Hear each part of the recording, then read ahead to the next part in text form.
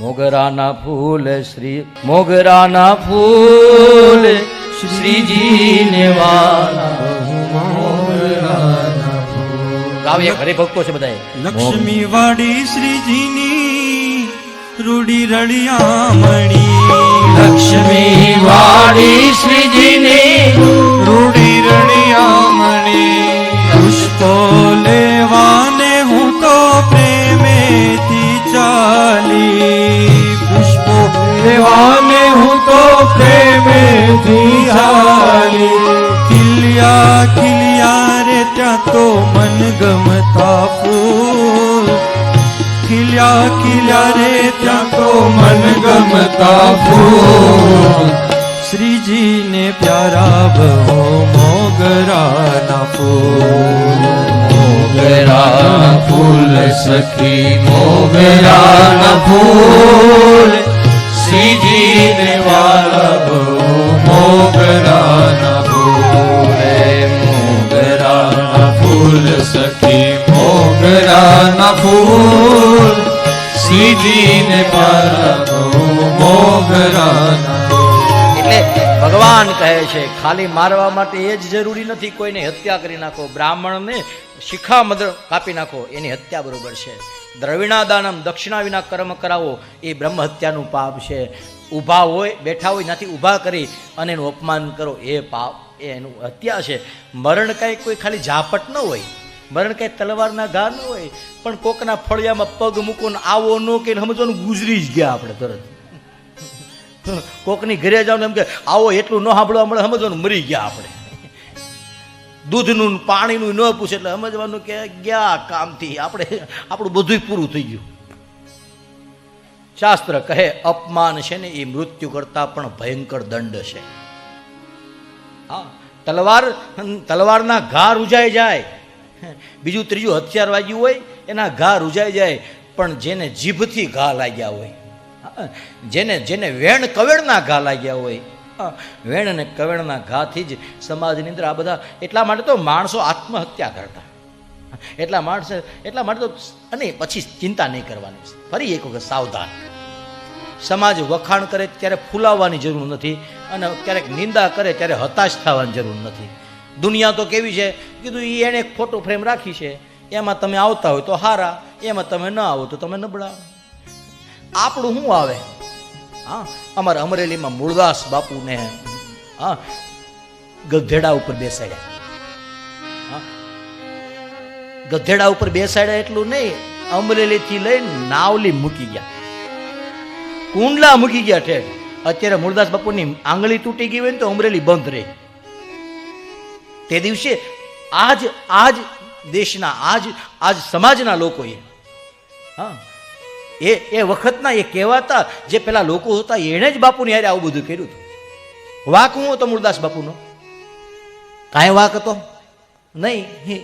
એક દીકરી કુએ પડવા જાતી હતી અને મૂળદાસ બાપુએ હાથ પકડ્યો, બેટા કેમ? બાપુ મરી જવું છે, આત્મહત્યા કરવી છે. અરે દીકરા, આવો મોંઘો માણસનો અવતાર બીજી વખત મળે ન મળે, આમ થોડું મરી જવાનું હોય. બાપુ જીવાય એવું તો છે જ નહીં. કેમ કે ભૂલ થઈ ગઈ, કે ભૂલ તો માણસથી જ થાય, પશુ થોડા ભૂલ કરવાના, ભૂલ થાય મરી જવાનું હોય નહીં. બાપુ કોઈને મોઢું બતાવવા જેવું, પણ એવી રીતે શું ભૂલ કરી? બાપુ મારા પેટમાં પાપ છે અને એના બાપનું નામ હું સમાજને દઈ શકું એમ નથી. કાલ સવારે મને કોઈ પૂછે કે આનો બાપ કોણ, મારે કોનું નામ દેવું? આટલી અમથી વાત. આને બાપનું નામ મળી જાય તો કે તો બાપુ મરવું કોને ગમે? તો બેટા કાલ સવારે અમરેલીની બજારમાં તને કોઈ પૂછે કે તારા પેટમાં કોનું પાપ છે તો કહી દેજે પાપ નથી, મૂળદાસ બાપુનો પ્રસાદ છે. અને સમય જતા વાર ન લાગીને પેલી સ્ત્રીને, પેલી બાઈને આમ પેટ વધ્યું અને ગામ અમરેલીના લોકોએ પૂછ્યું કે આમાં કોનું પાપ લઈને પછી કીધું ખબરદાર જો કોઈ પાપ કીધું, આ તો મારા બાપુનો પ્રસાદ છે, મારા મૂળદાસ બાપુની આશીર્વાદ છે. ઓહો, આવો સંત આમ તો બ્રહ્મચારીની નિષ્ઠાની બધી વાતો કરીને આવું પાપ કરે છે, કાઢી મૂકો આ ગામમાં, આ શહેરમાં એને રહેવાનો અધિકાર જ નથી. અને અમરેલીથી ગધેડામાંથી બેસાડી અને કુંડલા મૂકી આવ્યા. પછી પેલી દીકરી રડે, બાપુ મારા કારણે તમારે કેવા દુઃખ વેઠવા પડે. ત્યારે બાપુએ કીધું ચિંતા નહીં કર દીકરી, બધું સારાવાના ઈશ્વરના દરબારના જેને ભજન કરવું એને સમાજના માન પ્રશંસા એની કાંઈ મતલબ ન હોય. અને સમય વ્યતીત થયો અને એ દીકરીને ઘેરે એક દીકરીનો જન્મ થયો. બાપુને કીધું, લ્યો બાપુ દીકરી જન્મી છે. કીધું, બાપુ એ મોઢું ઉદાસ ન કર, દીકરી એ તો તુલસીનો ક્યારો છે. દીકરી નથી જન્મી બેટા, આ રતન છે. આપણે આનું નામ રતન જ રાખવાનું છે. કેમ? કીધું આ રતનના પેટે રતન પાકવાના છે. આ રતન છે એના પેટે જ રતન પાકશે, યાદ રાખજે. અને એ રતન મોટી થઈને ત્યારે કુકાવાઓની બાજુમાં અમરાપુરની અંદર ધર્મદાસ સાધુને ત્યાં એમના લગ્ન થયા અને મૂળદાસ બાપુ કન્યા દાન દેવા બેઠા છે. તને સાચવે તારો પતિ અખંડ સૌભાગ્ય. એને મૂળદાસ બાપુએ બાપ બની અને પોતાની દીકરીનો હાથ એ સાધુના હાથમાં આપ્યો છે. જ્યાં દીકરીનો હાથ, અને એ જ છે ને, કયો બાપ એવો હોય કે દીકરીનો હાથ જમાઈના હાથમાં આપે ને આંખેના ખૂણા ભીના ન થાય? હા, એને રડવું જ પડે, કારણ કે એ ધબકાર હોય, શ્વાસ હોય. એટલા માટે દીકરી એ બાપનો શ્વાસ કહેવાય છે, એ બીજું કાંઈ નથી. એટલા માટે ભગવાન પાસે દીકરીઓ માંગજો જ. હા, જેને હોય એને ઉપાધિ નથી, અને હોય એને હાચવજો, અને હચવાઈ ત્યાં આપજો.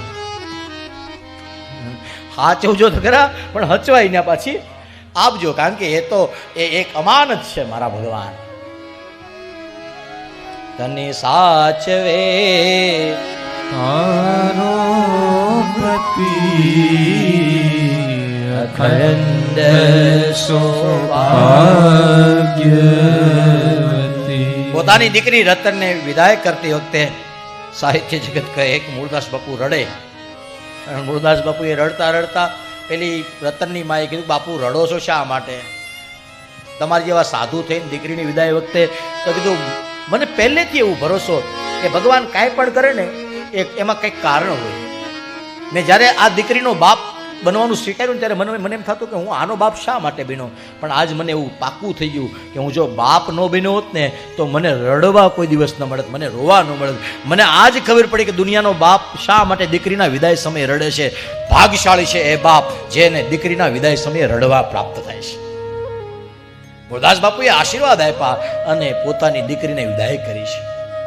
હજી તો મૂળદાસ બાપુએ કીધું બેન રતનની માને કે હવે હું જાત્રા કરવા જાઉં. અને જામનગરના રાજના અંદર મીંદડી મરી ગઈ હતી, બિલાડી મરી ગઈ હતી, એને જીવતી કરીને પરચો આપ્યો મૂળદાસ બાપુએ. એ અમરાપુરની અંદર આ રતનને ધર્મદાસના સુખી દાંપત્યની અંદરથી પહેલી એક દીકરી જન્મી. અહીંયા પણ દીકરી જેનું નામ હતું ધનાબાઈ.